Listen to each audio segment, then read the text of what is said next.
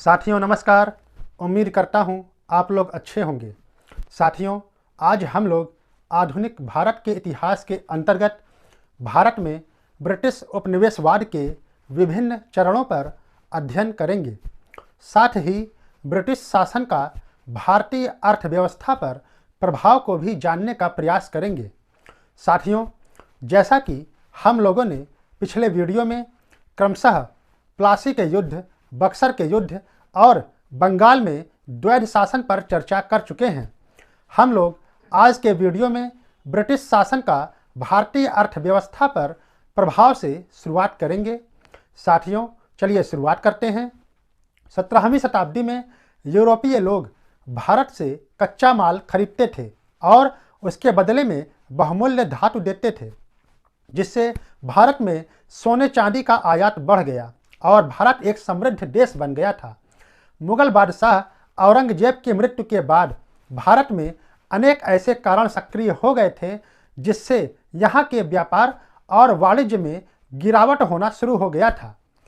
साथियों, प्लासी के युद्ध और बक्सर के युद्ध में अंग्रेजों ने बंगाल पर अपना पूरा अधिकार जमा लिया था।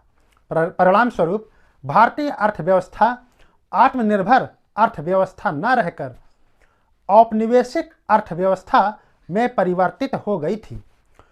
साथियों, ब्रिटिश सरकार का मुख्य उद्देश्य होता था अपने उद्योगों के लिए कच्चा सस्ता माल भारत से प्राप्त किया जाए और अपने उत्पादों को भारतीय बाजार में ऊंचे कीमतों पर बेचा जाए।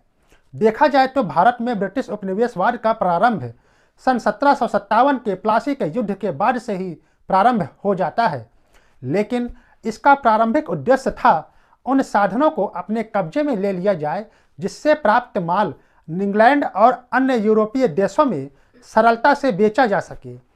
प्लासी के युद्ध के पहले ब्रिटेन और भारत के बीच क्रय विक्रय में अंग्रेज भारत से कच्चा माल लेकर सोने चांदी की धातुएं दिया करते थे, परंतु इस युद्ध के बाद ब्रिटेन को भुगतान करने के लिए सोने चांदी देने की आवश्यकता ही नहीं पड़ी।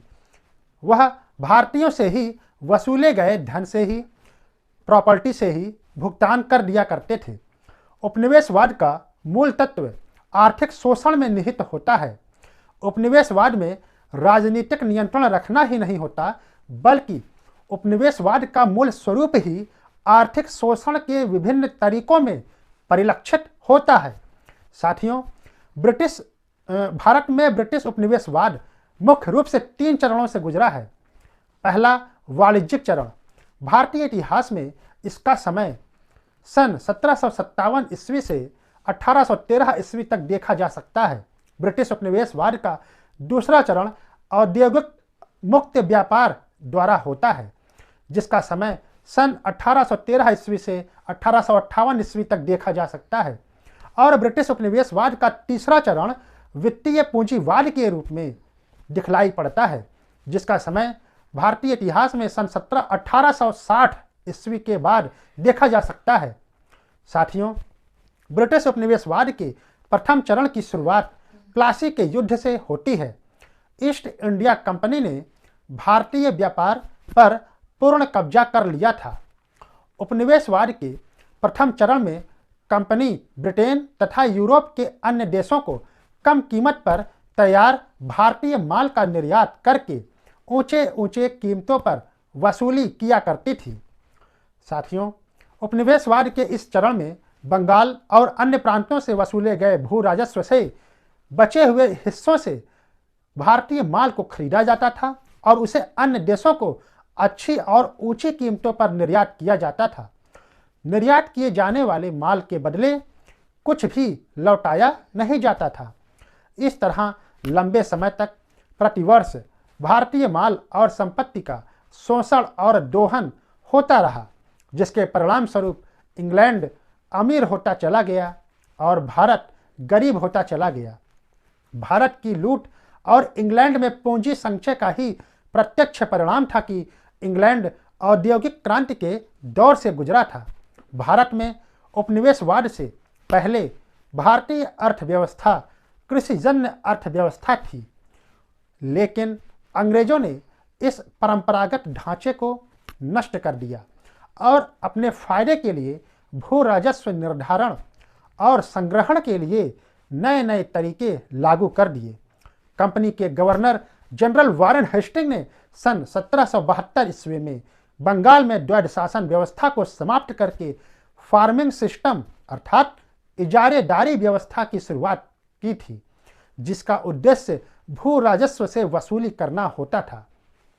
फार्मिंग सिस्टम के अंतर्गत ईस्ट इंडिया कंपनी किसी क्षेत्र या जिले के क्षेत्र से राजस्व वसूली की जिम्मेदारी उस व्यक्ति को सौंपती थी जो सबसे अधिक बोली लगाता था। रॉबर्ट क्लाइव के समय भू राजस्व वार्षिक बंदोबस्त में परिवर्तित हो गया, जिसे वारेन हेस्टिंग ने बढ़ाकर 5 वर्ष कर दिया था। गवर्नर जनरल कॉर्नवालिस के समय 10 साल वाला बंदोबस्त लागू कर दिया गया था, जिसे सन 1793 ईस्वी में स्थायी बंदोबस्त में परिवर्तित कर दिया गया। साथियों, इस प्रकार बंगाल, बिहार और उड़ीसा में स्थायी भूमि बंदोबस्त व्यवस्था लागू कर दी गई, जिसका दूरगामी प्रभाव देखने को मिला।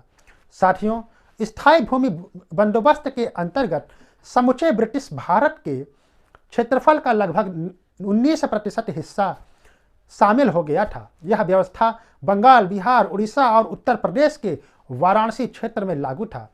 इस व्यवस्था के अंतर्गत जमींदार जिन्हें भूस्वामी के रूप में मान्यता प्राप्त थी को अपने क्षेत्रों में भू राजस्व की वसूली करके उसका 10वां या 11वां हिस्सा अपने पास रखना होता था और बाकी जो बचा हिस्सा था वो अंग्रेज कंपनी के पास जमा कराना पड़ता था। साथियों, इस व्यवस्था से जमींदार काश्तकारों से मनचाहा लगान वसूल किया करते थे और समय से लगान नहीं देने पर काश्तकारों से जमीन भी छीन लिया करते थे। यही कारण है कि स्थायी भूमि बंदोबस्त व्यवस्था को जमींदारी प्रथा या जमींदारी बंदोबस्त के नाम से भी जाना जाता है। इस व्यवस्था से लाभ के रूप में कंपनी की आय का एक निश्चित हिस्सा तय हो गया था, जिस पर फसल के नष्ट हो जाने पर भी कोई असर नहीं पड़ता था। अंग्रेजी ईस्ट इंडिया कंपनी को दूसरा लाभ स्थायी भूमि बंदोबस्त से यह हुआ करता था कि जमींदार के रूप में कंपनी को एक ऐसे समूह या वर्ग का सहयोग मिला जो लंबे समय तक कंपनी के प्रति ईमानदार और निष्ठावान बना रहा। साथियों, इस वीडियो में केवल इतना ही। आने वाले वीडियो में हम लोग भारत में ब्रिटिश उपनिवेशवाद के परिणामों पर चर्चा करेंगे, जिसके अंतर्गत हम लोग रैयतवाड़ी व्यवस्था, महालवाड़ी व्यवस्था या बंदोबस्त और औद्योगिकीकरण पर विशेष रूप से चर्चा करेंगे। साथियों, इसी के साथ आप सभी को मेरा नमस्कार।